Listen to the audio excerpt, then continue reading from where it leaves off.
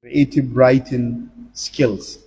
Like I said earlier on, anybody who is familiar with what I had been saying over the years is that you cannot be a writer if you do not read. You just cannot. There may be few people, very few, who are privileged, who may be lucky that they may be creative writers without submitting themselves to the requirement of wide reading. They may be very, very few and very lucky and privileged. We are not all the time lucky. We cannot belong to that category. If you want to be a writer, there is no doubt that you will have to work for it. Imagine trying to become a carpenter without serving a period of apprenticeship. You know apprenticeship. If you want to learn a trade, you will be taken to someone who has forged ahead in that trade, under whose tutelage you are going to learn that trade. If you are going to become a bricklayer, you will have to serve a period learning how to become a bricklayer attached to a professional or bricklayer. And throughout your apprenticeship, you will be subjected to a lot of tests, practice until you graduate, so to speak, and you may become independent. You are sort of given a license to go and practice bricklayer laying. So the same analogy could be used with writing. If you want to be a writer, you may not be taken to a particular mentor to guide you physically, but there are certain processes that are similar to that of apprenticeship that you will have to go. You will have to learn the trade. And how do you learn the trade? Is by reading and then writing. It's cliched, but I will say it again. I have said it over and over and over again. The amount of reading you do should be the amount of reading you do should surpass the writing you do. Sadly, the reverse is the case now. Everybody wants to be a writer without undergoing the process of reading. You can't write well. You can't even know what you are writing if you do not read. This is not a way to discourage you. By all means, I'm someone who is out to promote writing, so I will not discourage anyone who has passion and interest in writing.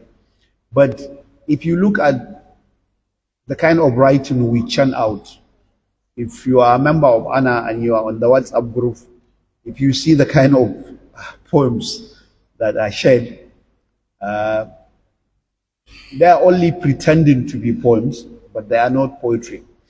I see talented poets, people who have the potential, like my friend said, Daharaddin, people who have the potential to become great writers, but they are not utilizing their potential. They are not making any effort to polish themselves. They are like raw diamond. They have raw ideas, raw talent, but they do not make an effort to see that they have polished the diamond of writing that they have in them. One way of doing it is through reading. We are not saying that once you start reading widely, you will magically become a better poet, but it's one of the requirements. I would say it's probably the key, the main ingredient, the main requirement if you want to be a very good writer, creative writer, not just poet. I'm using poetry because I am primarily a poet, but any kind of writing, any genre of writing that you wish to partake in, you will have to be an avid and wide reader. I shouldn't say much. I shouldn't preempt what Malang Abba is going to say. Malang Abba, if there is a better, any person more appropriate to give a talk like this, I think it's Abba Musa Idris. I have watched him over the years. I'm saying this not because he is here. I will say it. I've been saying it even in his absence. That is primarily a performance poet. In Gausa poet, he combines English and Hausa, and he's also an Arabic writer, very proficient in Arabic. He's a public speaking coach. He has a book club. He has an English teaching school. He's a photographer, a videographer. He's a man of culture. So many things roll into one. He's also one of the pillars behind the activities of the Association of Nigerian Authors. You will see him either doing the video coverage, doing the live broadcast, involved in the organization of events, so many things. He has a lot of energy. Yeah.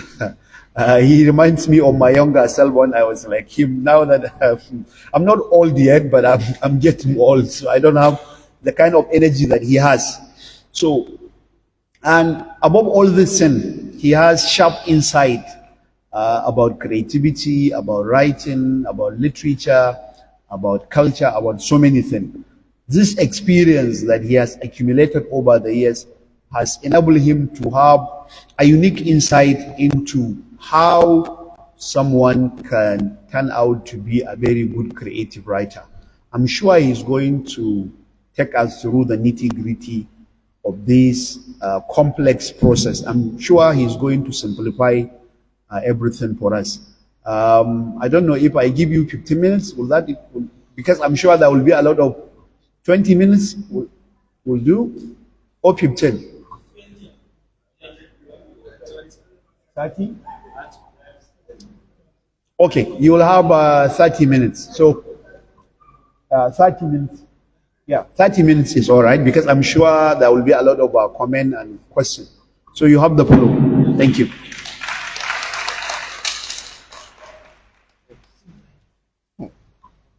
Subhanallah. So, thank you very much, Mother Ismail Bala, my teacher and mentor. And thank you very much for the kind words. Allah ya tabbatar da abin da Malam ya faɗa. All right, all I know is that I have been passionate about creative writing and also creative writers for long. Since I was young, my father has been very influential in Arabic literature, and he's been teaching different students and disciples different books on Islamic theology, on Islamic religion, on Arabic language and its literature and so on. So let me start by saying that I picked up my interest from my father. My mother is also passionate about Arabic literature because I learned my Sharia from her. And when I was younger, I remember I could see books in our parlor. Of course, it's like I grew up seeing books, seeing papers all over the place, seeing books inside my father's bag and so on. So my interest started from there. While growing up, I met a lot of people, a lot of highly creative people like Malam Ismail Bala, people like Professor ABK, and many others. What I have been doing is that I have been observing what they do.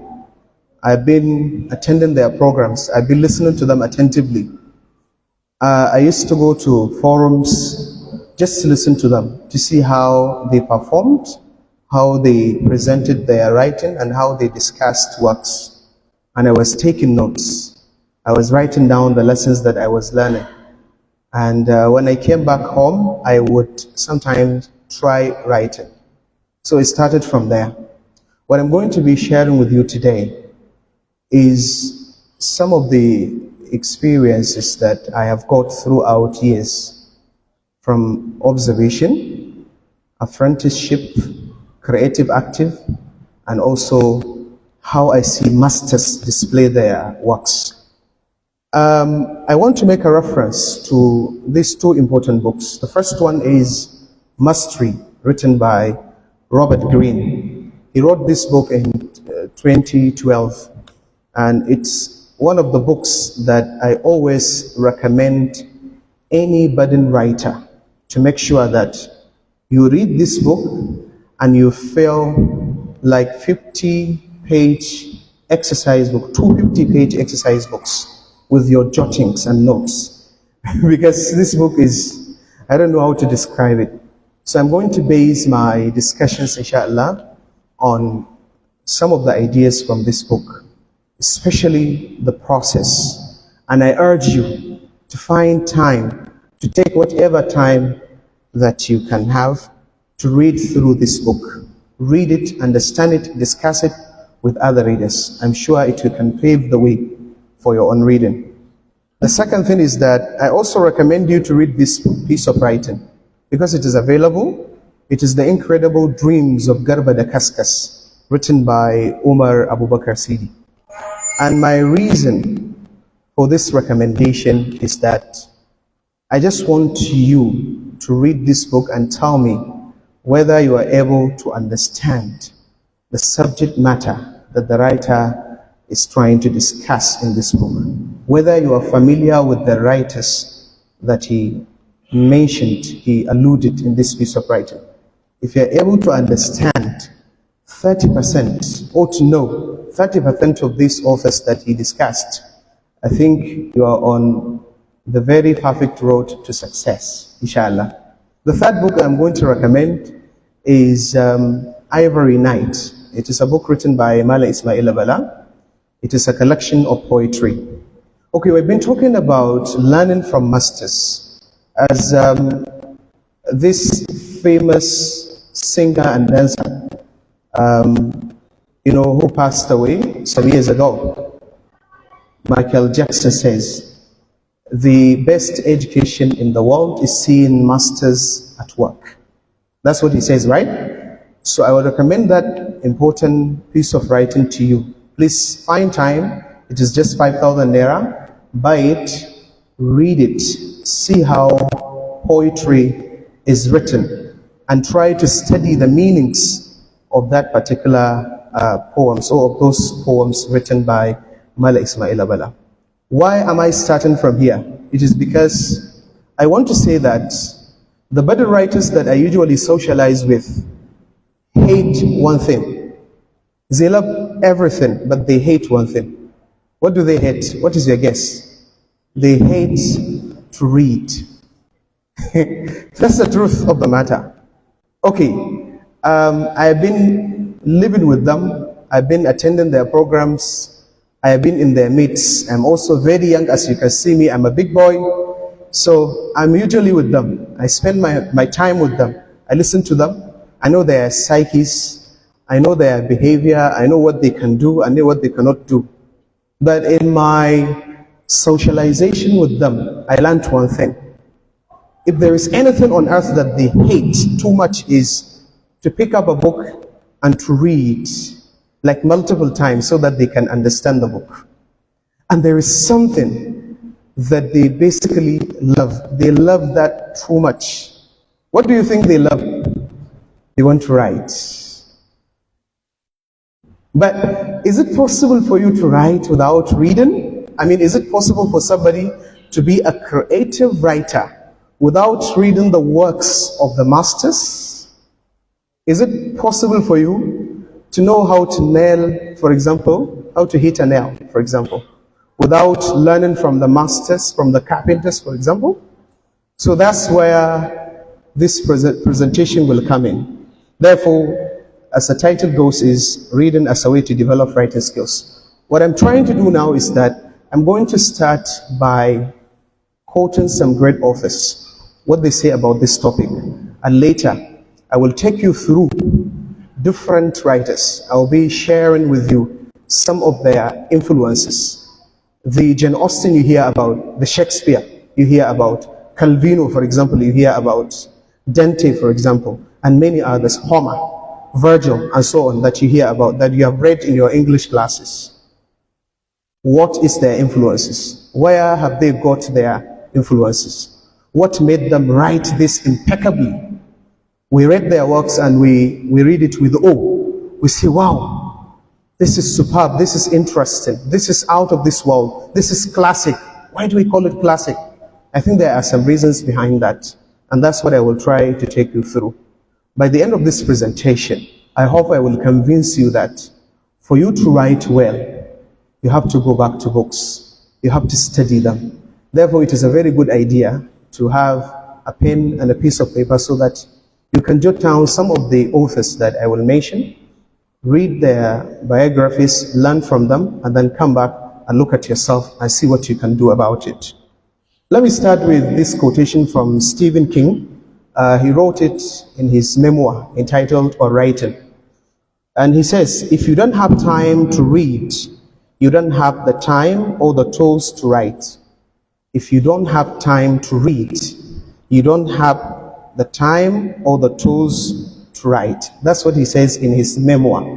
This memoir is interesting because in the memoir he shares a lot about his writing process, about his influences, and he talked about how reading shaped him. So that's why I start with this. So writers generally, if I can begin with this, are not born in isolation. Writers are not born in isolation. They are formed in dialogue with the books they read. So when you write, and when good writers look at your writing, they can guess the people that you read. Therefore, if you write something wonderful, they will say you remind them of somebody that has written something. And then Virginia Woolf says, masterpieces are not single and solitary birth. They are the outcome of many years of thinking in common, of thinking by the body of people, so that experience of the mass is behind the single voice. René Descartes says, the reading of all good books is like a conversation with the finest minds of the past centuries. And that is why Calvino wrote an interesting essay about the importance of reading the classics. He talked about at length that reading the classics can help you develop your own writing style. We talk about having your voice, how to uncover, how to discover your voice. As a writer, you need to learn how to discover your own voice. You have the potential maybe in you, you don't know. But how can you discover your voice? It is when you associate with yourself with the works of others. When you see how they think, when you put things together, when you reflect after you read, for example, when you come back and sit down and you try to create something out of the imagination, out of the discussions, the dialogue developed by those authors, then that's how you can produce it. I want to tell you an anecdote. When I wrote Dear Wanderer, what happened was that, to me, poetry couldn't allow me to express what I wanted to share at that very moment. So I was looking for a form of writing that can allow me to divulge the worries and the problems that bedoubled my mind. The first thing that I did was that I started asking myself, after poetry, is there any form of writing that I can use to express these kinds of feelings that I had? That's the question that I started by asking. And I thought maybe I should write it in form of a letter, like I'm addressing somebody, like I'm telling somebody about my worries. The first person that came to mind was Dear Aishatu. Do you remember the writing that begins with Dear Aishatu? So long a letter. Mariam Abbas, So Long a Letter. Because of how I read that text and how I sometimes think about the style developed by that writer, the way she was trying to address her problems to Aishatu, and how she began her own writing with Dear Aishatu. That thought came back to me and I said, maybe I found a way to write this. And I started Googling. I saw one writer from America writing in that style, but the writing is Dear Wanderer.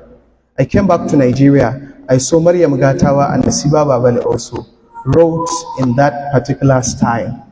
But I didn't want to write in their own style. with their own kind of language. I wanted to develop my own. So it is there that I discovered my voice. It is there that I understood that for me to write and to be different, then I have to come up with a style that is typically mine, that could not be like, for example, plagiarism, because there are people that had used that style already. So that's how I developed it. I started writing it. I wrote it like using English, putting things from Arabic literature and so on. So it is where my learning from Arabic literature that came in, I put it in there. And I said, let me experiment it. The first time I went to Afinal to present it, I was expecting people would reject it. That's my expectation, because I was experimenting. I didn't know whether it would make any meaning. I was just writing. Because this is the truth of the matter. Anybody who is capable of writing in this, field will tell you this. It is about experimentation. Go to your audience. Read what you have written. Start with your friends. Start with your peer group. And hear their own opinions about what you have produced and see whether it can, make any meaning. And that's what I did. When I went to Afinal, then people started asking me, which type of writing is this? Then I said, I didn't know. I was also looking for the style. I don't know. I was just trying. And many people thought that I was lying, but I wasn't, because I was experimenting. I wanted to see whether it could be even accepted or not. The same applies to my Ingausa style. That's how I developed it. So it is an accumulation of many experiences. So this highlights the statement or the sentiment that writers are shaped not in isolation, but through ongoing engagement with the thoughts, styles, and questions posed by the works they read. Now, the question that I want to ask you, how long have you been an extensive reader? And if I may ask you, please, who are the authors that you always go back to, that you always read their works, that you have spent hours, sleepless nights, reading, trying to understand, experimenting? If I ask you this question, who are the people that have influenced your writing? Do you have answers to this? It is very simple. If you don't have it, don't worry. You're also like me. I'm also trying to find a way to do this. The best way to do this is to go back to reading. You have to embrace it. It is the only thing that I think can help you to develop a style that is typically your own. In their conclusion, Lee and Kirshen is Stephen Kirshen. He wrote one interesting book entitled The Power of Reading, Insights from the Research. So I'm going to quote something here. He says, reading is a powerful means of developing reading comprehension ability. There is what we call writing apprehension. Sometimes you will be angry at writing itself because it is a very long process. It is complex, as Mala Ismail discussed. It is complex. Sometimes you don't know even how to start. You become afraid. You begin. You delete. You come back again. You rewrite. You rework. Sometimes you even write it, but you tear the piece of paper, put it in a dustbin, and later come back and try it again. So he says, if you are reading, especially reading for pleasure, reading that you do not because you are forced, if you have that kind of habit of reading, he says it is a powerful means of developing reading comprehension ability. Meaning, if you read text that you don't understand and you try to practice reading for pleasure, then you will begin to have what we call reading comprehension ability. Meaning you'll be able now to start understanding works because you are doing it for pleasure. You're not doing it because you are forced. You are doing it because you like it. You pick up a book and you start reading. It is boring, you take another one and you start reading it until you find the one that is better. So if you keep doing this, he says, you're going to improve your writing style, vocabulary, grammar, and spelling. In addition, evidence shows that it is pleasant, promotes cognitive development, and lowers writing apprehension. So if you're suffering from writing apprehension, you want to write, but you feel angry at writing itself because it is a long process. You have to do a lot of coming and going. You have to do some comebacks. And sometimes you have to say that you stop doing that, you quit, and then you come back again. So if you have this kind of habit, you can embrace reading. That's what Lee and Christian concluded in 1997. He also says that what the research tells me is that when children or less literate adults start reading for pleasure, listen to this, however, good things will happen. He says their reading comprehension will improve. That's number one. If you read for pleasure, your reading comprehension will improve. Your reading understanding. When you read good books, sometimes you find it difficult to understand what they are saying. So if you develop reading for pleasure, reading that you do just for pleasure, just for the heck of it, so when you develop it, it will help you to improve your reading comprehension. And you will find difficult academic style text easier to read. And I can attest to that. One of my literature teachers once told me that reading Wole Soyinka is demanding. The first time I picked up a book written by Wole Soyinka to read, I didn't find it that difficult. Do you know why? Because I was already used to reading Arabic literature, Arabic poetry. So if you are conversant with Arabic literature, you have to go to Malaman Zauri to translate some things for you. For example, when I was preparing to start attending Bayer University as undergraduate, I still remember this. We went to Soru and learned Maqamat al-Hariri before we even went to university. When we did so, we went to university, we were thinking that Maqamat al-Hariri would be taken maqama after maqama and could be explained. That was our supposition. But we learned that it was the interpretation of the texts, how the text came to be, the types of maqamat and so on. One thing that I learned is that because of that pressure we put to ourselves before we went to university, I learned a lot about the complex texts written in Arabic. So that's how it works. If I hadn't taken my time to go to Soru to learn Maqamat al-Hariri first from Malaman Zauri, I wouldn't have found what I found at the university easier and simpler to understand. So that's how it works. So you see, you have to pay this price. This is the apprenticeship that Mal Ismail was talking about. And this is what Robert Greene developed in this piece of writing. Now, creative writers need reading like their lives depend on it. Because in 2021, Jeff and Jess wrote an insightful book entitled Read to Lead. That's the title of the book. In the second chapter of the text, they brought 8 research-backed reasons on the promotion of reading, things that you do, reading that you do, and how it will help you in, for example, promotion. If you want to be promoted at work, there are 8 research-backed references they made in that book. They say creativity is more than an really force of inspiration reserved for artists who can only hope to harness its power. It is at its core, creativity does include the ability to come up with original ideas. Sometimes when you write, we see sameness, things that people often talk about. For example, an accident happened and you write about it, but we don't see any literariness in it. We know where the problem comes from. You don't have an original way to tell that particular story.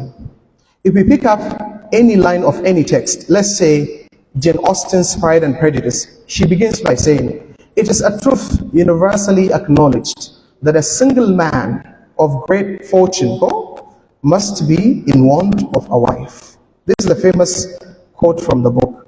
It is a truth universally acknowledged that a single man of great fortune must be in want of a wife. If you pick up this line and you are asked to rephrase it using your own language, so if you are conversant with reading, you may have a clear idea, a new way of rephrasing that particular line that you have taken from that famous text. So that's what creativity does if you are able to read.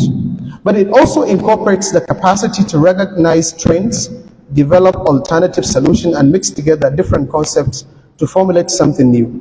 According to one study, listen to this study, reading fiction can also help you develop your ability to become more creative. If you are conversant with reading fiction, if you read fictional works, for example, reading fictional works helps you to become more creative. So your creativity will what?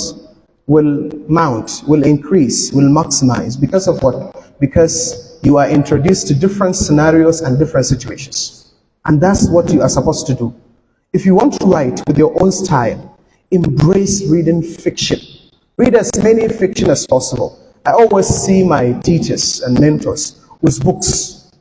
You know, Mala Ismail, whenever you see him, you will see him holding a book, reading one fiction, reading this, reading that.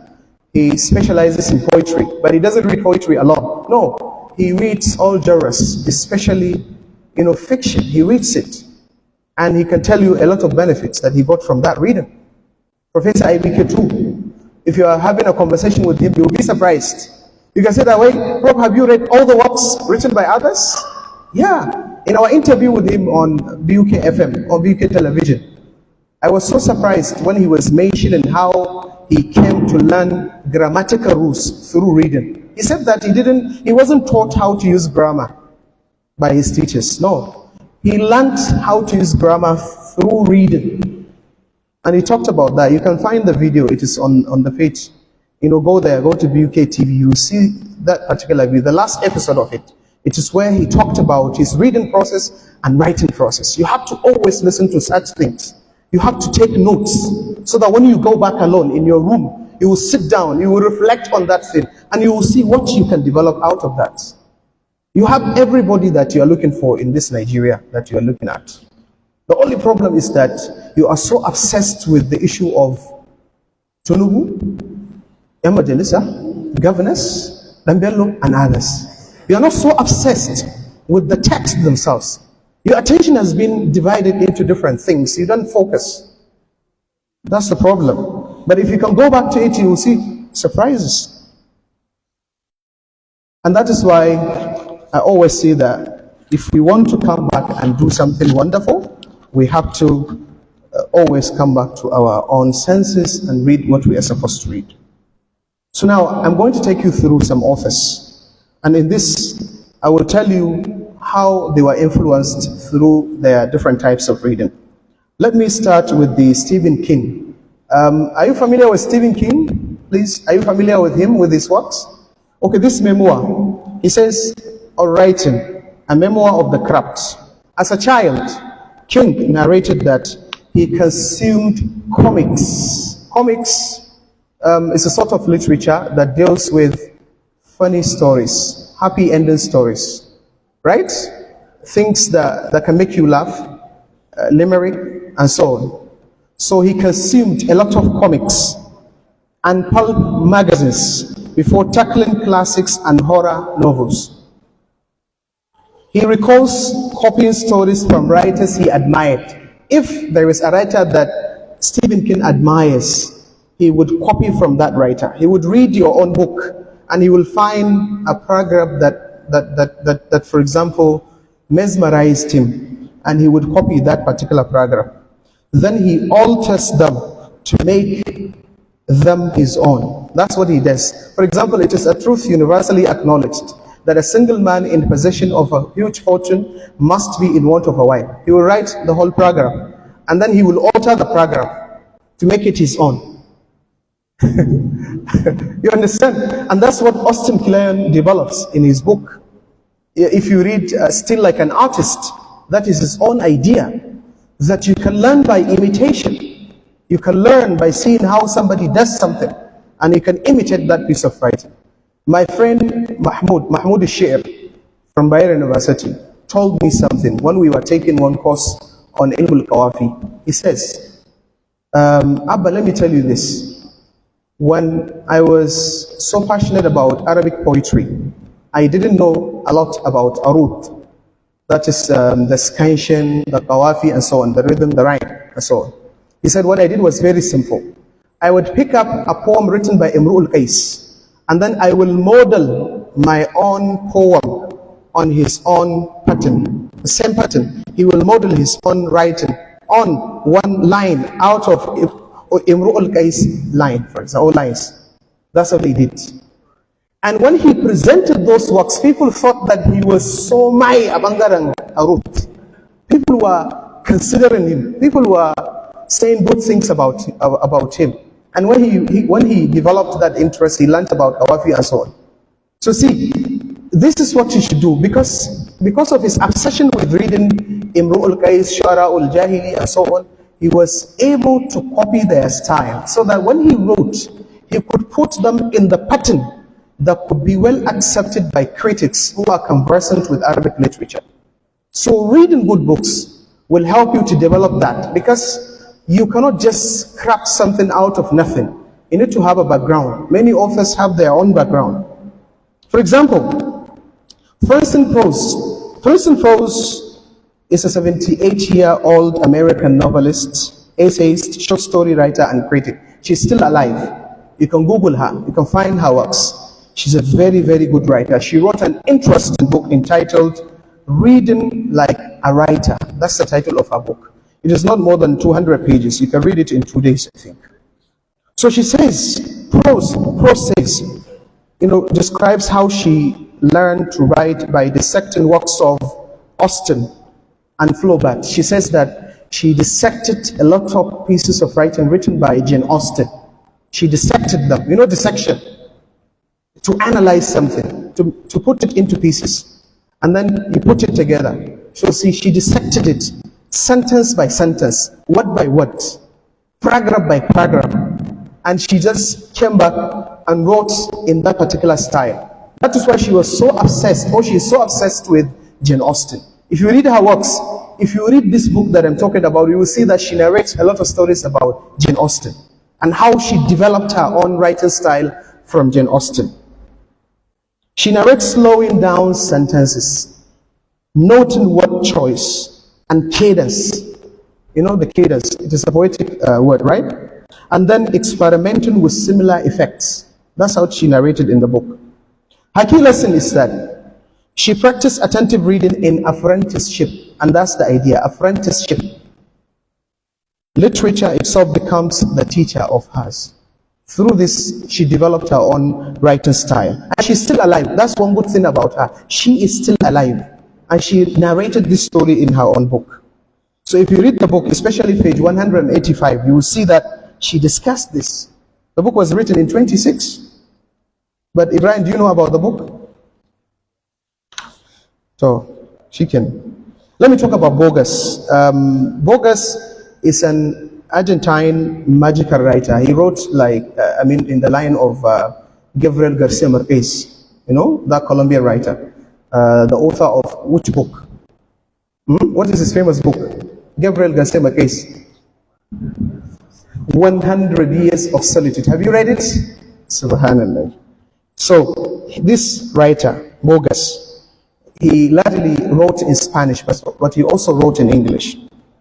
In this piece of writing that I'm quoting, Autobiographical Note, The New Yorker, Borges recounts reading widely across English, Spanish, and French literature from a young age. He said that while he was young, he read in Spanish, he read in English, and he read in French. Therefore, he put the experiences of 3 languages in his own writing style. And that is why Borges is Borges. He often said, I have always imagined that paradise will be a kind of library.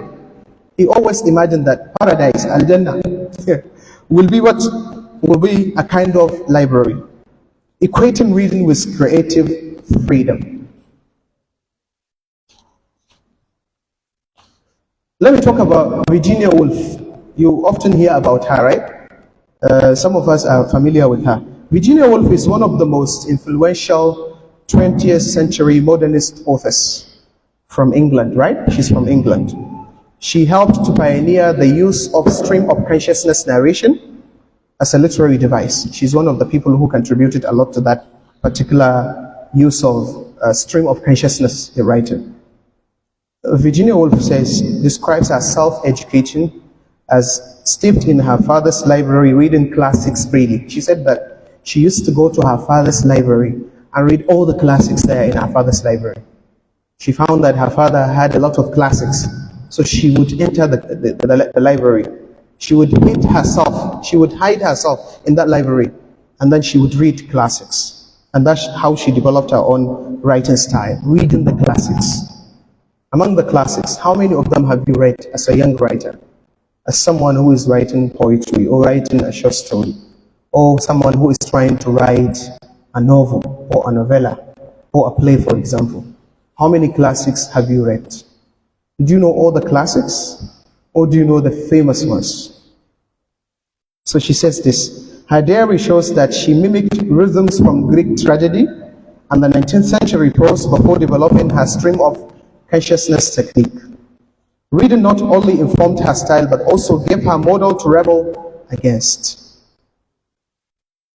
Let me talk about Zadie Smith. Zadie Smith is still alive. She's also from England. She's 49 years old, a novelist, an essayist, and a short story writer. And she said this in a book entitled Changing My Mind, Occasional Essays. She says, she grew up reading Charles Dickens. She grew up reading Charles Dickens and E.M. Foster and Zora Neale. She grew up reading all these people, and they influenced her own writing style. She said that writer's DNA is a collage of those voices which she internalized before finding her own. Let me repeat it. Writer's DNA, her DNA of writing is a collage, is a collection of those voices that she read when she was growing up. Those three writers that I have mentioned, which she internalized. So there is internalization. When you keep up reading good works, you will begin to internalize them in you. Like, for example, I read Pride and Prejudice, Time Without Number. I taught the book. I translated it. I dissected it. So now I always imagine that when I want to write, I always think about Jane Austen and how she wrote that particular piece of writing of the 18th century. So that's what Zadie Smith also discussed. I cannot forget Toni Morrison. Please, have you read her book, Beloved?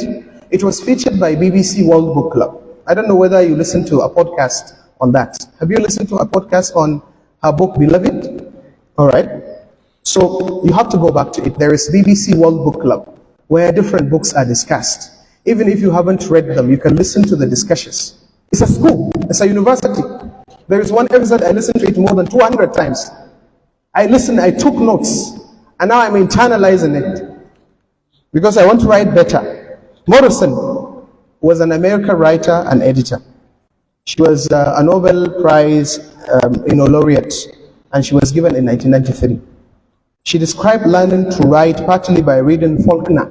William Faulkner is another American writer. Virginia Woolf, African-American oral tradition. She read from those people.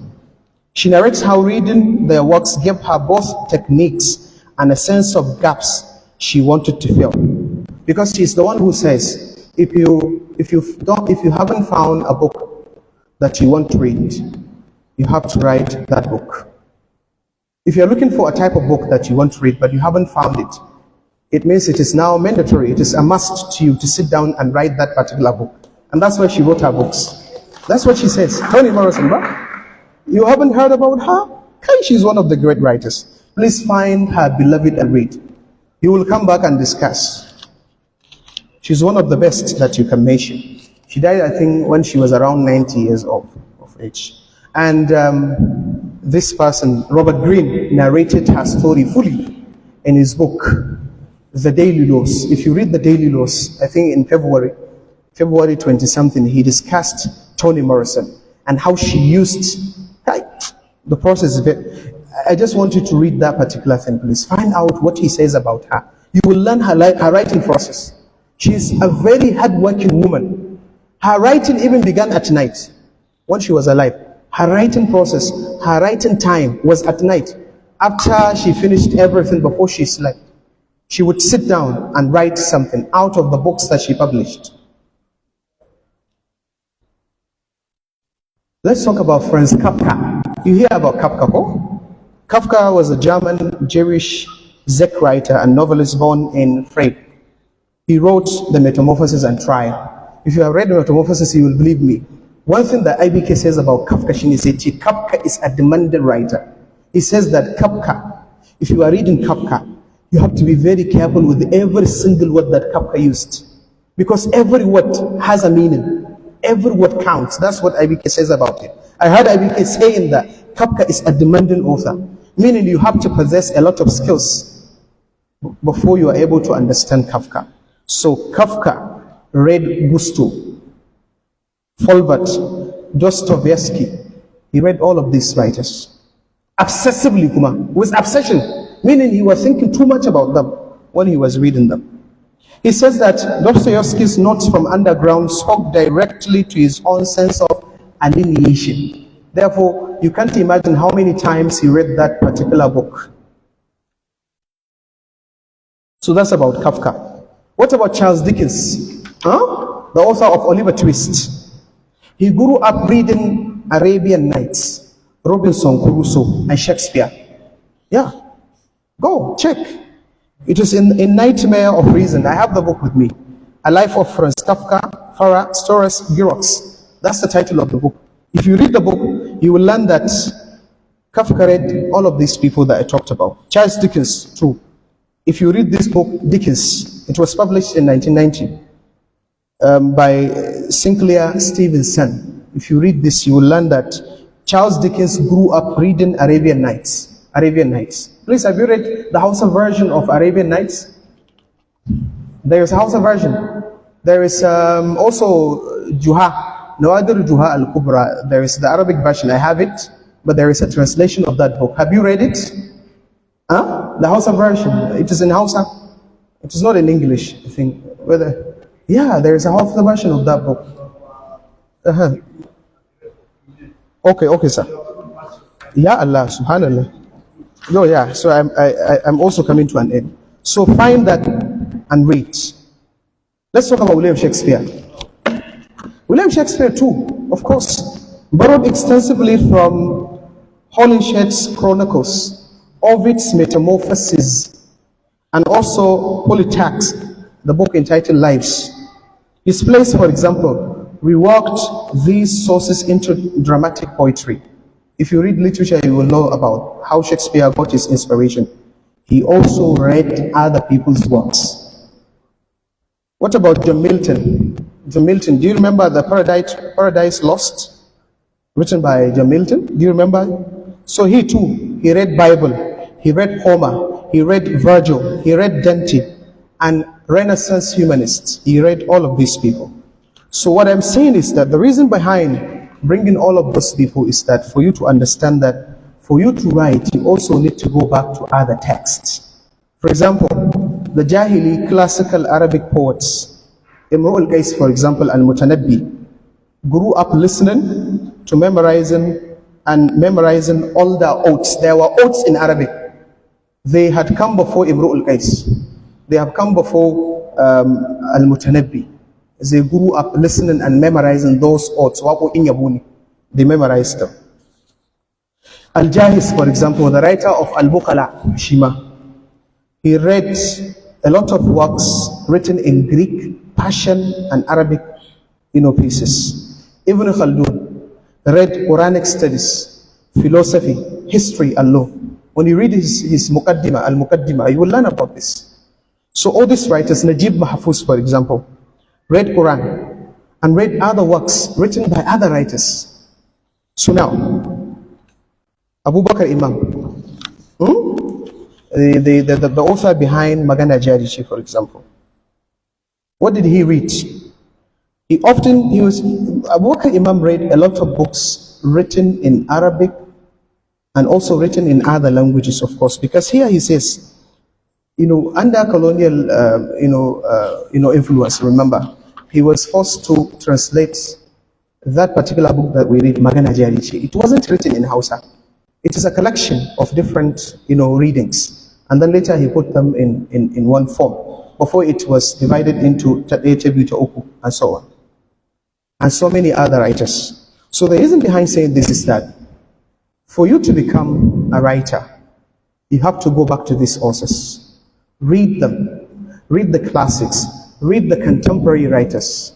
Read Abubakar Umar. Read Umar Abubakar Sidi. Recently, there is shortlist for NLG, that prize that is given in Nigeria for writers. Do you know about that world?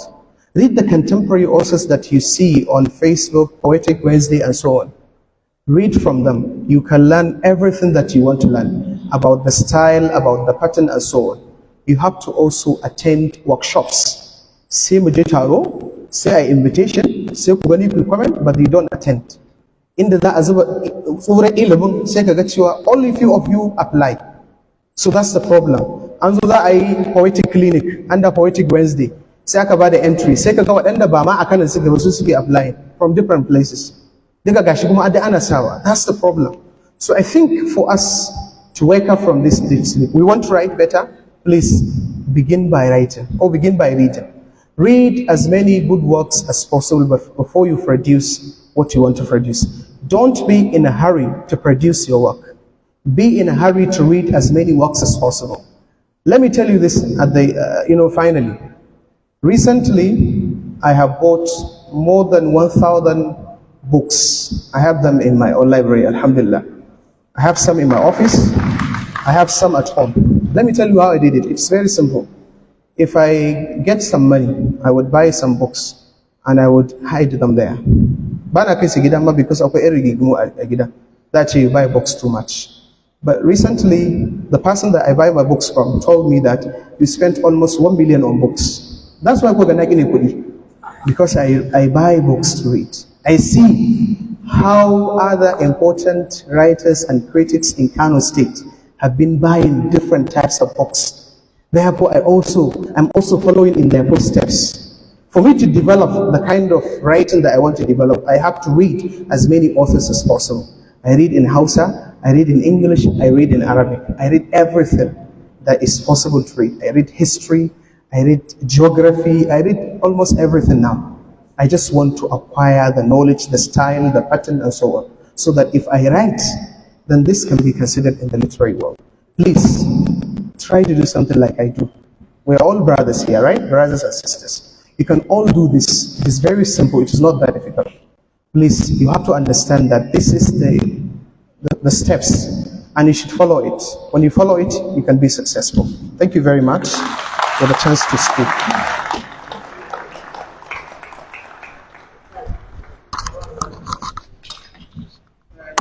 Well, I'm sure you will agree with me that that was really superb. And I gave you a hint when I was introducing him that I didn't expect anything less. I didn't expect anything less spectacular than what he just delivered. Well done. I want you to give him a proper round of applause, please. Thank you very much, Malam Abba. He has raised some critical issues, and I like the way in which he navigated the topic through personal experiences.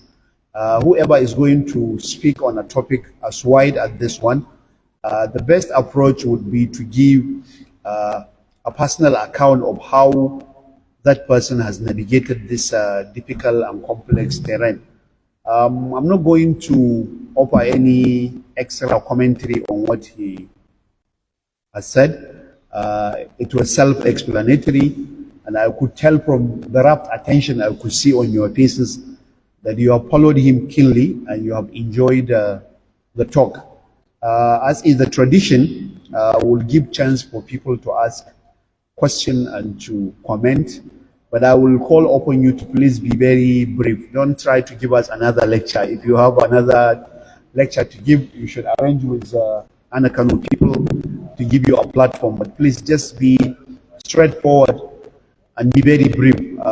Introduce yourself and ask your question. So I will start with the ladies, if there is any among the ladies who has any question. The ladies, anybody with a question from among the ladies? The ladies? Okay, sorry, I will come to you. Yeah, my friend here.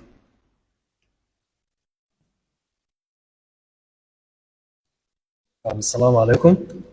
First of all, my name is Abu Musa Ibrahim. Just want to make a brief comment or to shed light on one aspect that he has discussed on the issue of style. Yes, when we see the lecture is more on style and oral model. So that's one thing that I want Mala Abba to talk about, or when he comes in, to shed more light on it, on the area of specialization. We know each and every writer, or most of the writers, have an area that they specialize in. So throughout, in the course of the presentation, we don't hear from him how a person can pick up that specialization from such writers. For example, when we take maybe, for example, this Kenyan writer, we see a Marxist writer, right? So other writers, you see they are feminist writers. So as a writer, you have to know your specification. You have to know this, your specialization, so that you read books from such areas. So you want Malaba to come and say a little bit about this. Thank you so much. Malam Sani? Yare? Assalamu alaikum. I want to actually appreciate the presentation, and I would like Malam Abba to help me with a hint or clue on how to develop reading speed. Because I heard him saying that one book of about 200 pages can be read in 2 days, which is actually not possible for me. So I want him to advise me, guide me on how to gain reading speed. Thank you very much. Okay. I will take the new. Yeah.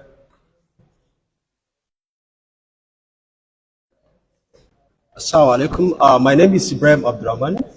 I want to Malam Abba to come and tell me, or let me say advise me, because I used to be, let me say, an avid reader in the past. But these days I find it difficult to read books. The moment I start reading, I find it boring and frustrating. How can I shun away these problems that I have with reading culture? Thank you so much.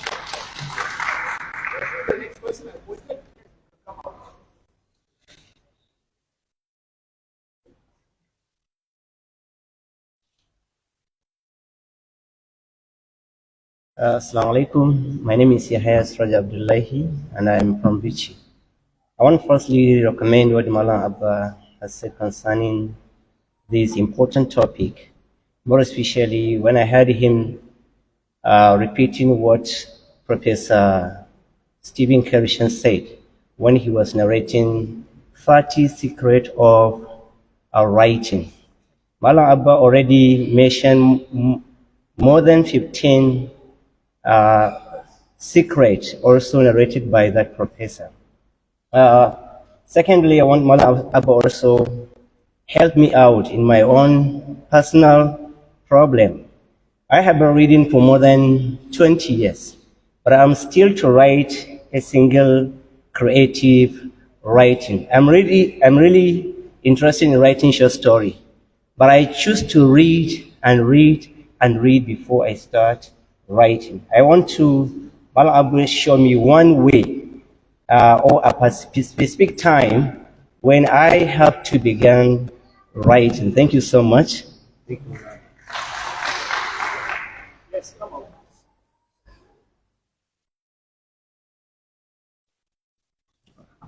Assalamu alaikum wa rahmatullahi wa barakatuh.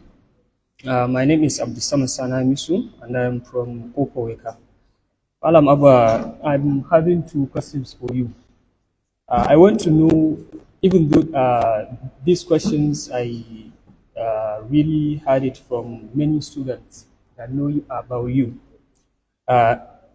Is it during your university studies, have you read Arabic or English?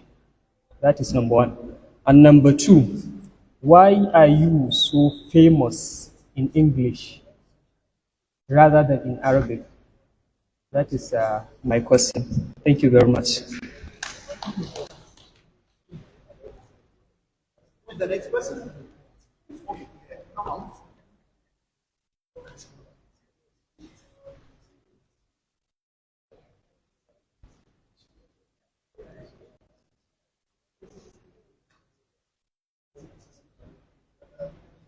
Assalamu alaikum. Hussein Abdullah is my name. Malan Abba, I am an accidental historian. I read history. But Malan Abba, I prefer to read historical books than the fictional ones. And Malan Abba also, now I deviate from reading. I prefer to listen than to read. Like I listen to Islamic lectures like Yasser Qadi, Husseini, Abraham Green, all these Islamic preachers. I do prefer to watch than to read because Malan Bala said that you should develop us a watching culture. Assalamu alaikum.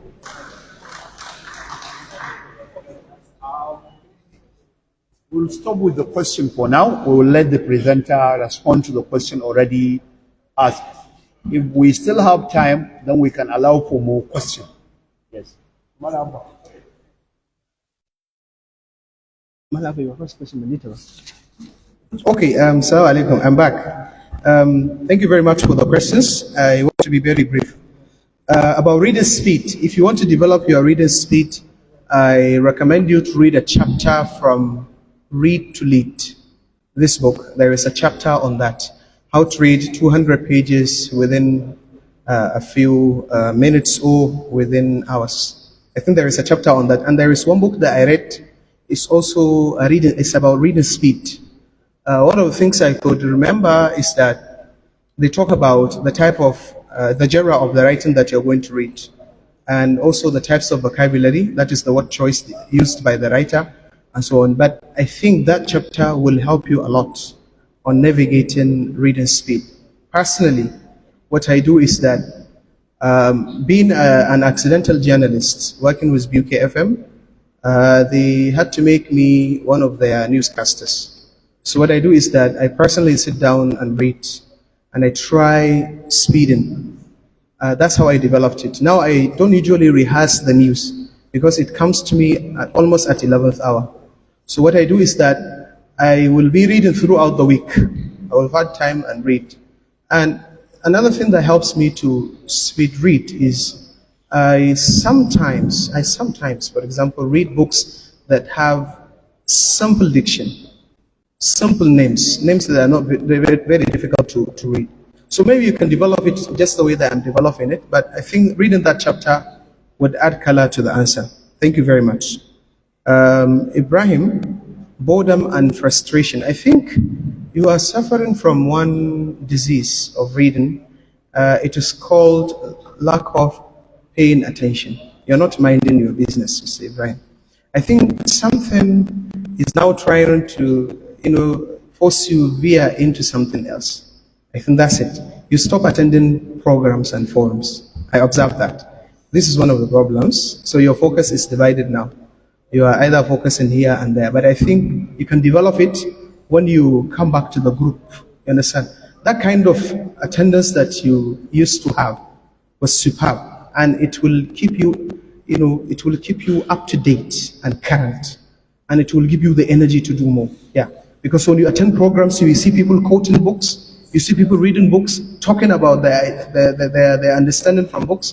You have to, do something about it. So you need to read and join a book club. Join a book club, an active one, not mine. Usually an active one. There are book clubs all over the city.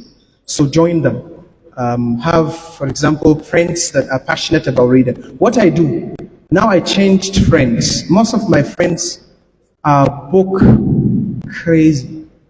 They are crazy about books. So we meet, we discuss at tea spots, at restaurants, and so on. That's what we do. And I want to invite you to a place, but not now. I will see your improvement. If you improve, I will invite you to one particular circle, inshallah. You will enjoy being there, inshallah, Ibrahim. So thank you. Reading, and then you have to also read something that you enjoy. Practice FVR, free voluntary reading. Reading for pleasure. Have a variety of books, newspapers, fiction, non-fiction, history, geography, leaflets. Have them in abundance in front of you.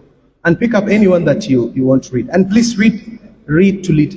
It will give you chances to learn what time you are supposed to read, the hours, the hour choice, the type of journals that you need to read in the morning or in the afternoon or in the evening. They all discuss that, I think. Yeah. Shikena, Sekuma, reading, writing for reduction. Yeah, so I think there are people who are not born writers. They are made writers, I think. What I'm trying to discover is that maybe you want to accumulate as much knowledge as possible, but you're not that type that can sit down and write. But I have a story to tell. If you read Hidden Potential, written by Adam Grant, I think he discussed 4 types of learners. I think there are auditory learners, there are visual learners, there are the other sorts that he discussed. I think sometimes we just want to listen or we just want to read, but we don't want to produce. Reading is input, right? And then speaking is output. So there are people who are always on the line of input, and there are those that are on the line of output. But to learn how to write, I suggest you have to be an active attendant or attender of forums. Go there, see people, see how they write. Attend workshops, pay for workshops, pay for online workshops, pay for physical workshops, attend them. Inshallah, you will find your voice there. You have to just stick to it. Yeah, I majored in Arabic and minored in English when I was at Bayer University, Kano. I think we were among the set of people that were given a chance to major in Arabic and then to minor in English. So I completed Bayer University as an Arabic student and at some point as an English student, because we were given a chance to take some courses from level 1 up to level 4. And after our set, they ended it, you understand?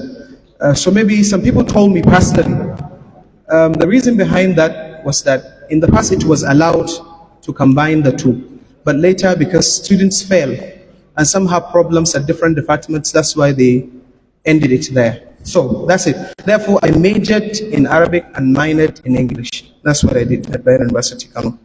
Historical books. I think since you are so conversant with reading history, there is a genre called historical fiction. They are fictional works written about factual things that happen. I have almost 20 of them. So maybe we can discuss after this program. But you can try to develop reading historical fiction genre. It's a very good genre that you can enjoy. Even if you are in history, you can enjoy reading that. There is a famous book that I still remember, but I forgot the title and the author. But it's a famous book. It's one of the classics that we read that narrates the story of the First World War that took place in the world. And that particular book is historical fiction because it went back to history and he wrote it in a fictional way. Then you veered into watching and listening culture. To Aishini Dama, I think maybe you are an auditory learner. You prefer to watch and to listen.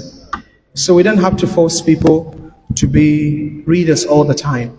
What we are saying is that you can develop reading culture because reading has a lot of rewards that it can give you. Reading can make you more creative. Reading can make you more attentive. Reading can help you to focus. Reading can make you like a doctor. Reading can make you humane. You will be showing humanity. So maybe you are at some point of life, you are an auditory learner. But maybe when you continue developing, when you continue moving forward, you will veer into that kind of reading culture.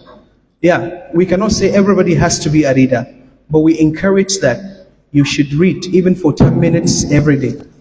10 minutes is enough. Just have the habit. Build it bit by bit, block by block, until it becomes a habit that you cannot uproot. So thank you so much. These are the questions that I received.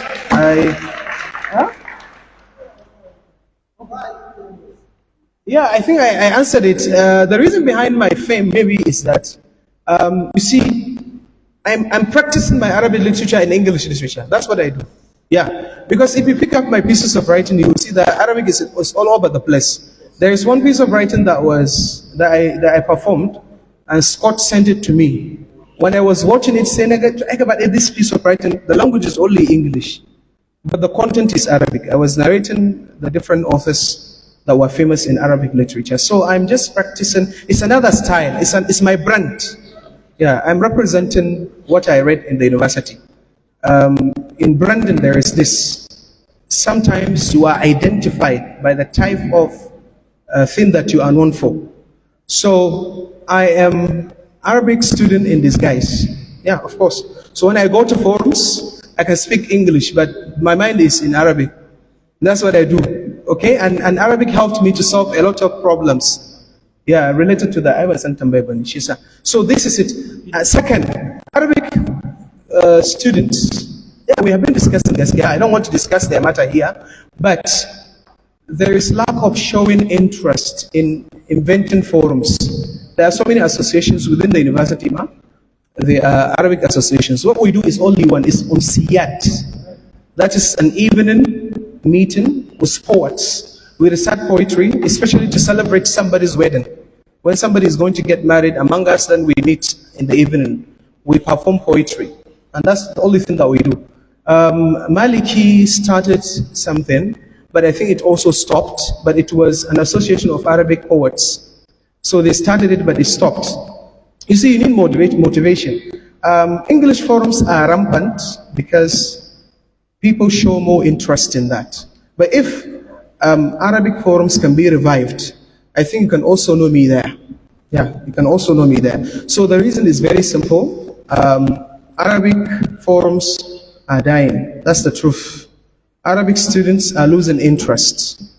And it is because they are not lectured on the importance of branding. They don't bother to learn English too. They don't associate with people that are outside of their field of study. They are caged in one place. But if they start to develop interest into like Anna gave a chance to come and present Arabic poems. I told them, time without number. They haven't come.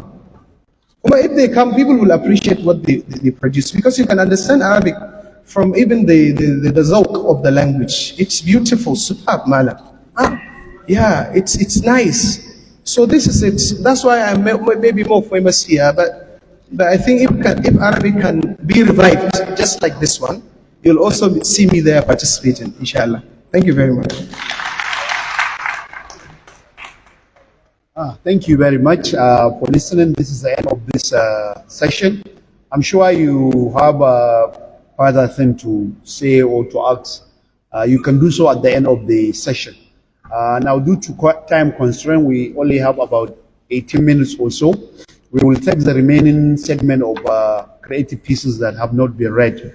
So if you know that you have not read your submitted piece, you should get ready. My friend Haradin Kalla will call out the list of the remaining pieces to be read. Thank you.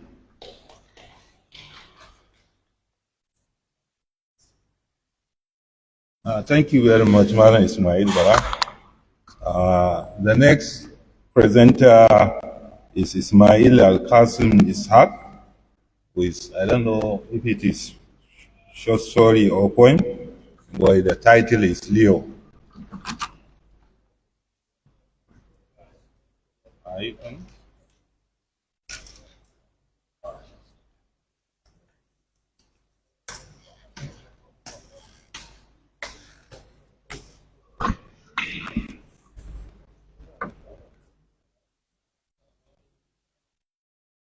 Assalamu alaikum wa rahmatullah. My name is Ismail Al-Qasim Ishaq, and I'm going to present a short story titled Leo. It goes.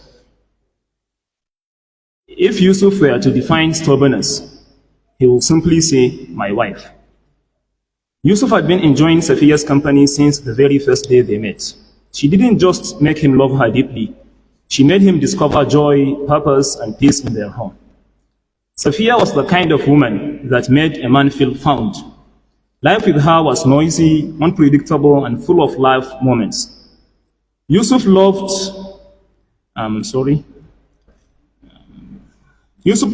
every minute of it. Her father, Mr. Bello, once wondered who on earth would marry his daughter, a girl who once argued with her teacher about why cats deserved voting rights. How any man could live with her, call himself her husband, and still sleep with eyes open. 3 months before the wedding, Mr. Bello invited Yusuf for a serious man-to-man. Do you really love this girl? He asked. Yusuf stayed silent. He was shy about discussing his feelings, especially with an elder like Mr. Bello, who is becoming his in-law.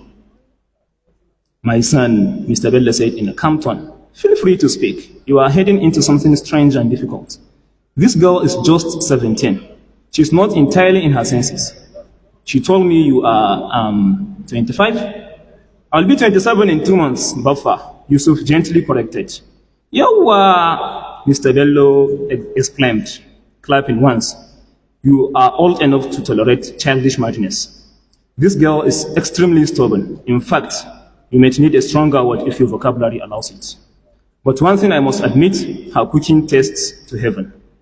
Little did Mr. Bello know Yusuf loves Safia's stubbornness. She was exactly the girl he had always dreamed of. Thank you, Buffer. If you hadn't told me all this, I wouldn't have known just how stubborn she is. Inshallah, I won't let you down, Yusuf replied. Safia had overheard their conversation.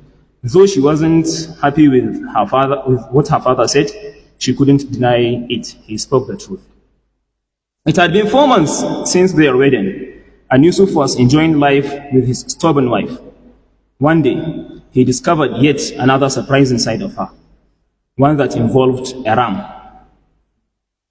Yusuf had bought a ram for Eid al-Adha. Ever since, Safia spent every free moment in the garden, playing with it and rubbing its back. The ram had grown so used to her that it no longer tried to harm anyone. What shocked Yusuf the most wasn't the affection. It was how quickly she and the ram bonded.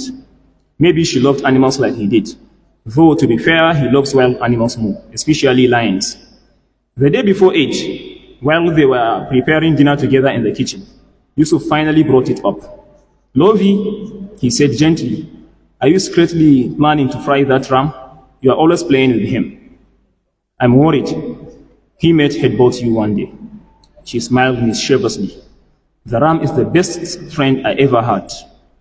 No ram will ever hurt me, Sophie, Yusuf said, using her pet name. What is so special about a ram? It is just an animal we are meant to slaughter and eat. Don't ever say that again, she replied with a trademark stubborn expression. To me, he is more than just an animal. If I tell you my connection with it, you will say I'm not in my senses. Tell me, please, my dearest Sophie, Yusuf said, curiosity lighting up his face.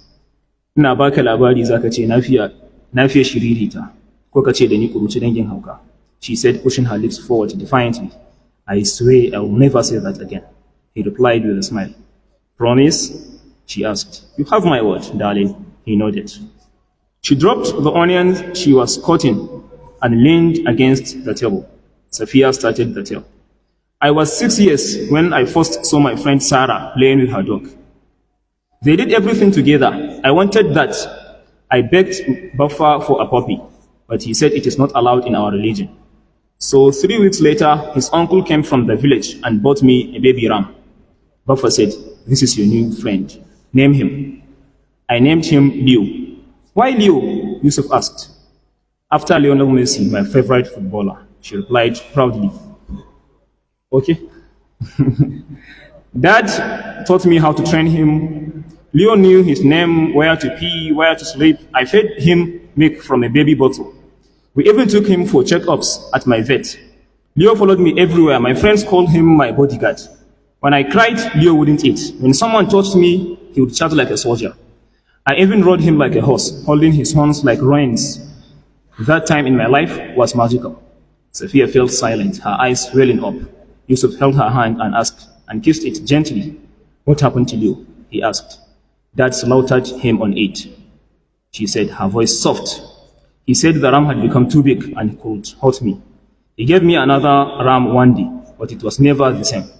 Since then, I've never enjoyed Eid al-Adha. Every celebration reminds me of Leo, my love. Yusuf gently held her hand. I'm sorry, Sophie, I had no idea. But do you eat ram at all? Sophie said, no, meat is ram, but ram is Leo, or his cousin. She said. Yusuf stood up smiling as he watched his wife wipe her tears. He then teased, kuruci dangin hauka, and ran off. Safiya grabbed a serving spoon and chased after him. Wallahi, I must deal with you today. I did kai. She chased him through the kitchen, the garden, before retreating helplessly. Thank you.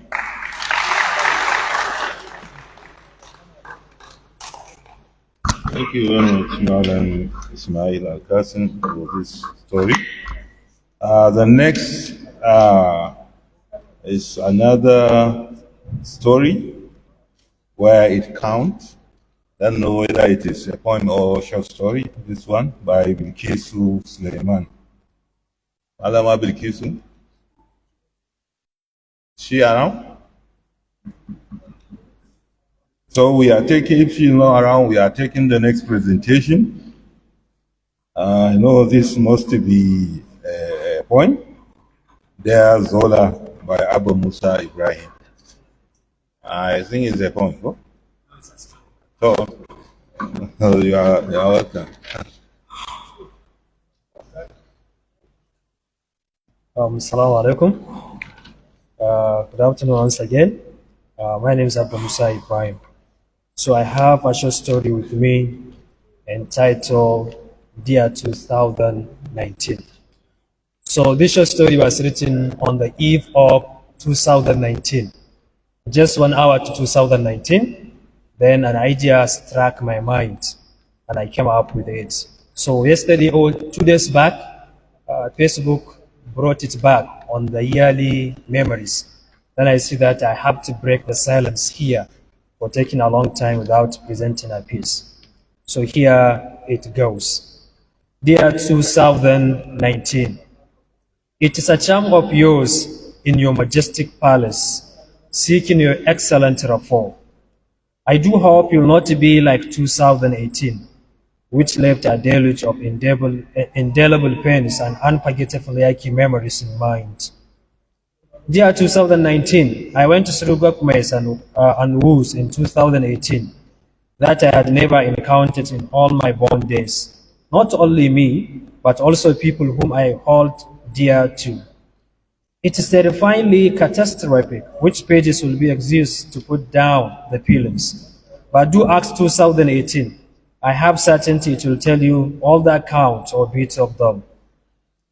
I stress absolute confidence in you that you will be prosperous and fruitful to me, not only to them, but also to open a new page of history in my life.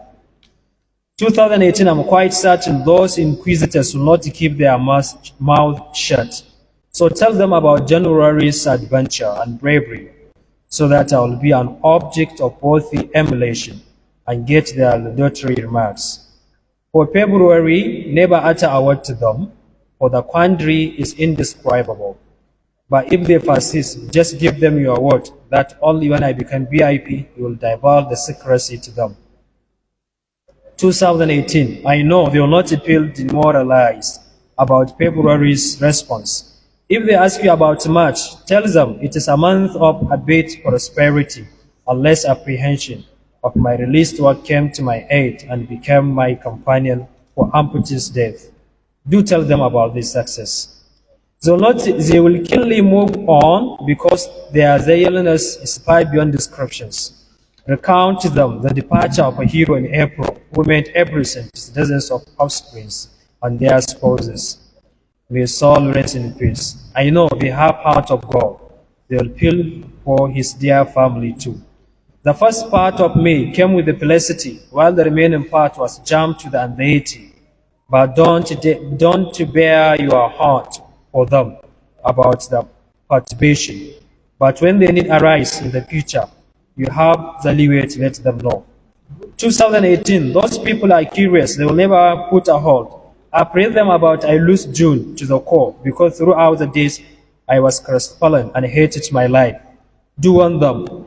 They don't dare to ask you even in what in July. Because it was a black month, I heard things that were not pleasant to the ears, and the day will be in my mind to the grave.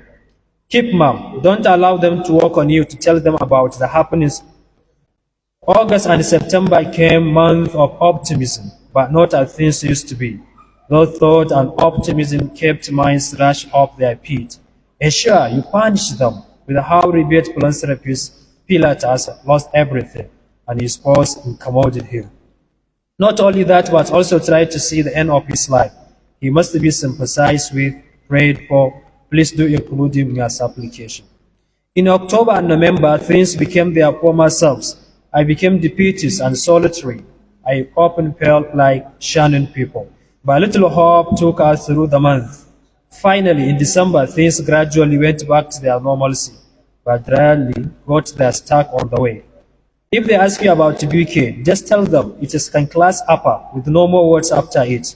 You 2018, I'll never forget you to the death, for the ordeals beyond descriptions. My new fall 2019 will be dissimilar to you, I'm certain. Those things will go, those things that will go to our return world, my lost ecstasy will come back in full force, and those who are dear to me, I will come back.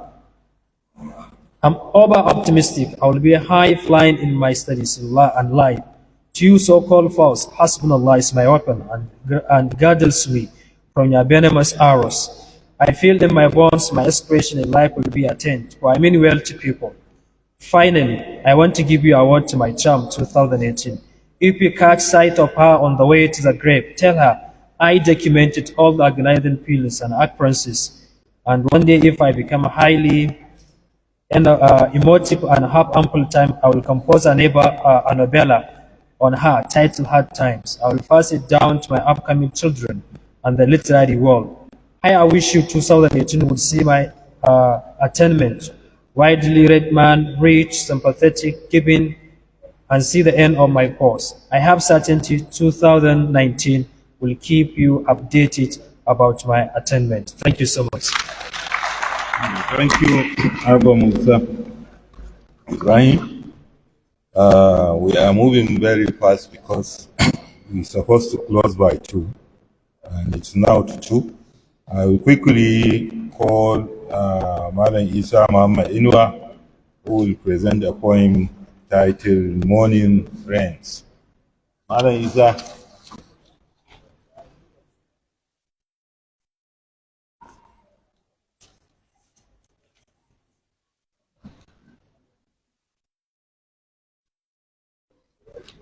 Okay, although we at the high table were not asked to talk or comment on the presentation made by Malam Abba, I would have liked to emphasize on some points that what we should know about reading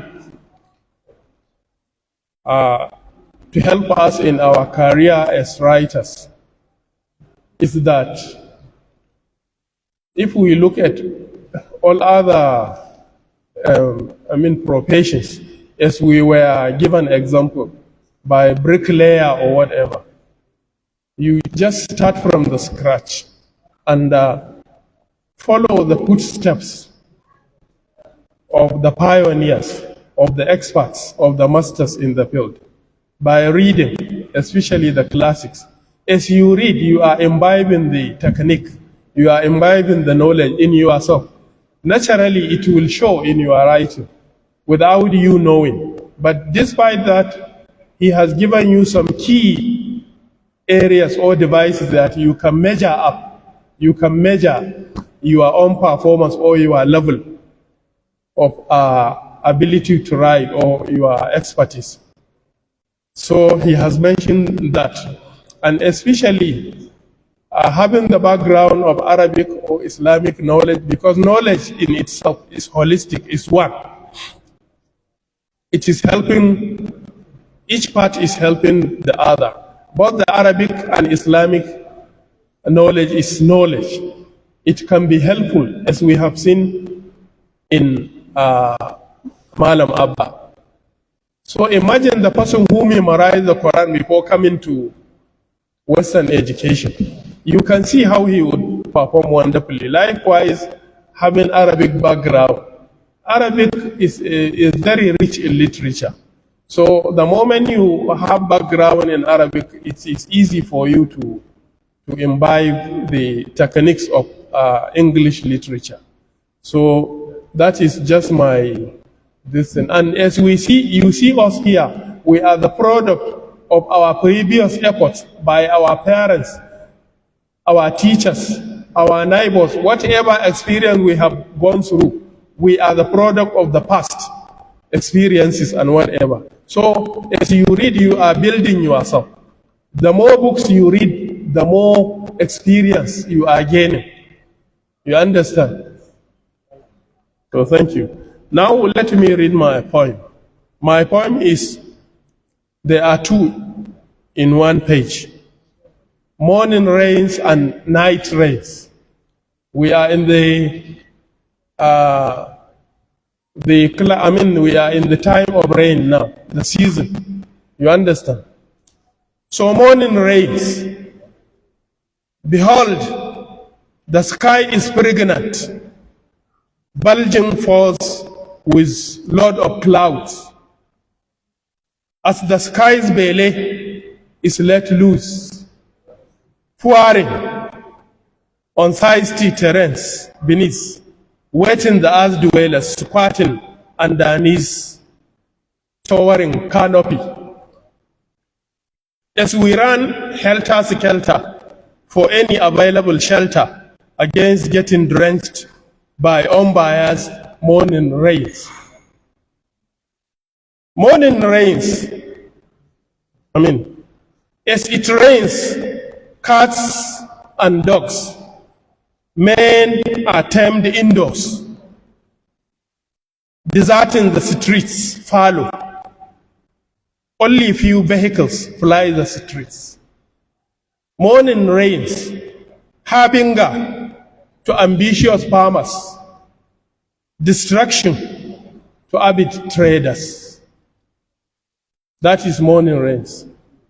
Now, night rains, rain in the night, night rains. You are a blessing in taming notorious mosquitoes and cooling the atmosphere for sleeping souls to enjoy the inevitable night slumber. Yet, night rains are genuinely horrifying. A powerful gale of wind blows wildly, thrashing rooftops of people's abodes, shaking buildings to their very foundations. With violent clouds, losing temper, shouting loudly at the sinful earth beneath.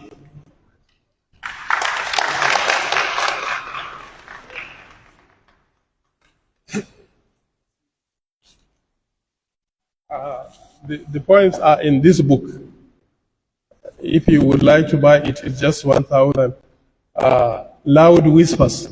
Just not even for the money sake, but I'm not advertising for the money sake, but even as it has been lectured now that you should buy more books, you should be conversant with books. So the two poems are here, if you want. You are still advertising.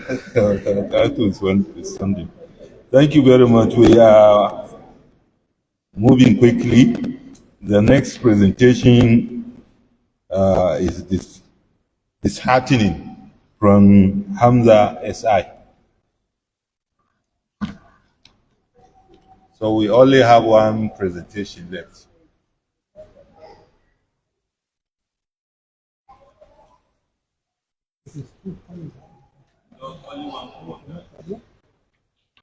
Assalamu alaikum wa rahmatullahi ta'ala wa barakatuh. This is a poem which is trying to mirror what is happening in our society, especially this kind of banditry. Oh, sorry, not banditry, in Kano State, especially such kind of thuggery, and in other parts like Sokoto and the Katsina, they are banditry. So that is why I joined them together here to express my disheartening mood. So disheartening. With this grave massacre, they expect us to forgive the infidels. With this inhuman meme, they expect us to forget the transgressors. With these gratuitous atrocities, they expect us to trade with terrorists. With this infamous hoodlumry, they expect us to succumb to theirs. With this disgraceful surgery, they expect us to surrender in shame. They expect us to surrender in shame, or with their cloudy right to continue, but not to retaliate to their mayhem, or with their diversity in crimes. Indeed, we know nothing except A for an A. All the politicians' conspiracies remain hid open, and it fell to let even the book rain, or some intellectuals that connive in silence, and the weak to recite Al-Ma'idah verse 33. Bye for now. This one is just about those that are calling that we should forget and forgive the infidels or those wrongdoers in the nation. Thank you very much, Madam Hamza. The last presentation is a short story titled Their Wanderer by Sabi Musa Haruna. Madam Sabi.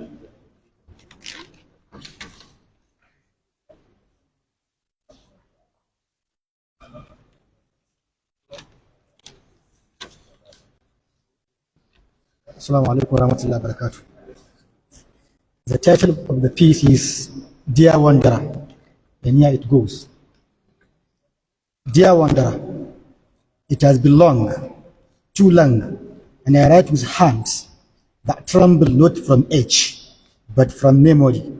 For memory is crueler seasoned than any writer you have braved. I have kept the hearth lit past Parisian, thinking perhaps the scent of smoke might find restless lungs and lead you back home. Mr. Wanderer, I have come to learn that selfishness is more common than we like to admit. It wears many masks. Sometimes it hides behind politeness, other times behind convenience or self-preservation. People will choose themselves open without hesitation, even when it costs someone else dearly. It's not always out of malice. In fact, it rarely is. It is simply survival. Then there is hypocrisy, Wanderer, the strange tendency of people to preach what they do not practice. It is easy to tell others to be kind, to be loyal, to be humble, but it is harder to embody those values when no one is watching. I have seen people stand on principles they quietly abandon when their interests are threatened. I have watched how morals bend under the weight of personal gain. And yet, alongside of all this, I have witnessed something else: resilience. Not the loud kind, not defiance or rebellion, but the quiet, enduring sort. The resilience of continuing to be honest when dishonesty will be easier. The resilience of keeping your heart open after it has been let down. The resilience of not letting the selfishness or hypocrisy of others define who you become. Wanderer, human behavior is rarely black or white. A person can be selfish in one moment, generous in another. They can contradict themselves, fall short of their ideals when they surprise you with unexpected depth. Maybe that's the nature of being human. We are complex, inconsistent, and constantly evolving. Wanderer, lesson I have learned is not about expecting better from others. It is about understanding them more deeply and choosing who you want to be in response. Wanderer, till we meet in the next episode. Yours ever, Sabi Musaruna.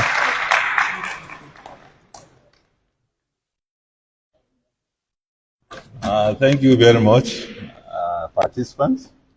Then we have come to the end of this session. You have to bear with us. We wanted to have comments on and questions on this session, but because of time is not in our side, we are not going to take that. But maybe next time, next month, if we came for the next package of the program, you will have the opportunity to ask. And we are calling for those that are making presentation in honor.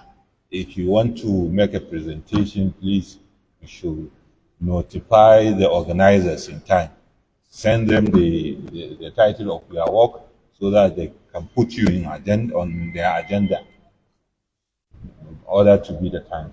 Now I will invite the chairman of the association, Dr. Murtala Uba, who will make some announcement for you. Okay, the PRO, Abba Musa Idris. Okay, thank you very much, sir. Our next meeting, inshallah, will be in September. When? September what? Have you got your calendars? Please help check. It will be in September, the last Saturday of September 27th, inshallah. So, we noticed that the submissions today are too much. Some did not even announce that they would present.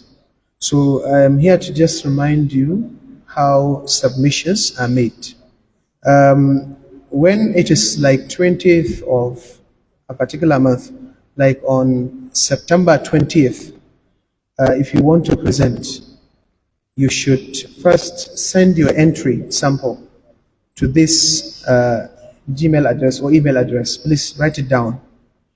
anakano247@gmail.com.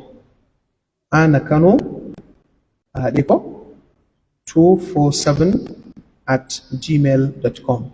So please, if you intend to present anything, submit, your work to this Gmail. And inshallah, confirmation will be sent. This is done because you can see that when there is an array of presentation that were not part of the presentation, it will take us a lot of time. And we want to be ending the program at the very stipulated time. So please do so. So this is 10 days to the, to the date, inshallah. So this is it. And inshallah, next month, we're going to have a book chat with Mala Ismail Abala and Mala Kabir Musa Jambaji. Mala Jambaji wrote a book, a novella entitled A Gentle Breeze. That's the title. So my advice is that buy the book. It is, I think, 1,500 or 2,000. Buy it, read it, because the discussions or the book chat will be based on that, inshallah. So read it so that you become aware of the characters, the setting, and everything. You can read it in 30 minutes or 1 hour. It is not that long. It is very brief, so you can finish it and you can take notes. So it is going to be, inshallah, a book chat and then presentations, just like what we have done today. Thank you very much, and I wish you all the best. I have another important announcement. Please pay attention. Last month, for those who are around, the Vice Chancellor of this great university, Professor Abdurrashid Garba, instituted a prize of poetry competition with the prize money of 150,000 for the first winner, 100,000 for the second winner, and 50,000 for the third prize winner. The competition is open only to registered ANA members. So if you want to take part in the competition, you will have to be a registered ANA member. You are required to write a poem of not more than 1 page on Khairun University in English. Poem in English, not more than 1 page. Not more than 1 page. Provide email address and further information. You will have to send your poem indicating your name, number, and email, and then proof, evidence that you are a registered member of ANA. Submission will be open most likely next week, and it will be open for 1 month. So please tell others who are not here about this poetry competition, details of which will be made available, inshallah, within the week. If you are not on ANA Kano WhatsApp page, you should give your number to either the chairman or to Malam Abba. You will be added. Okay, they have collected it. So if you are not on the WhatsApp, please indicate so that they add you. This is where we will share the information about the poetry competition. So please tell others who are not here. Thank you.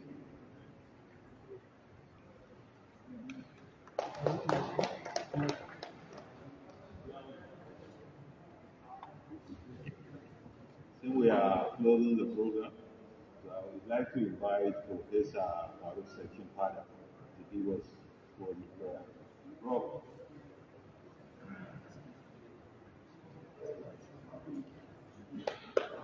Assalamu alaikum. So, closing prayer for closing remarks. No, I think I don't have anything to say. I'm really delighted. Yeah, this is my first time in this venue, and it's really exciting and delighting to listen to Abba and have some points and comments, and maybe by next we shall start coming over also with forwards. And just one remark I want to make is that I made a discovery.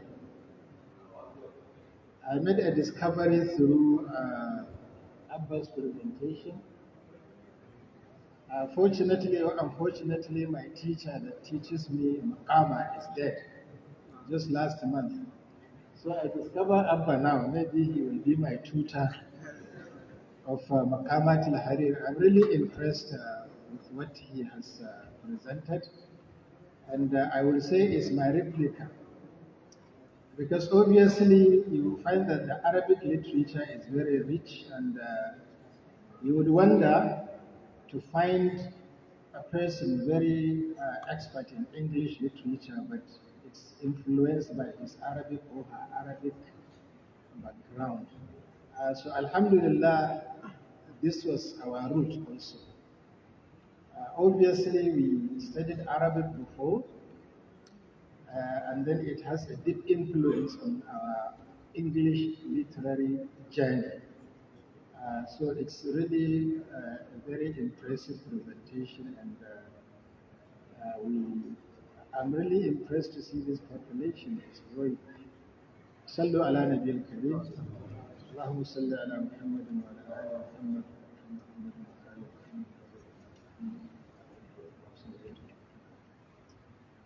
ربنا آتنا في الدنيا حسنة وفي الآخرة حسنة وقنا عذاب النار. هذا بلنا أبواب من بين يديك. هذا حالنا لا يخفى عليك منك نبذ الرسول إليك ونزيد عليك وإنا بنور إليك وأقمنا بصدق الأمنية بين يديك. ربنا آتنا في الدنيا حسنة وفي الآخرة حسنة وقنا سبحانك سلام على المرسلين الحمد لله.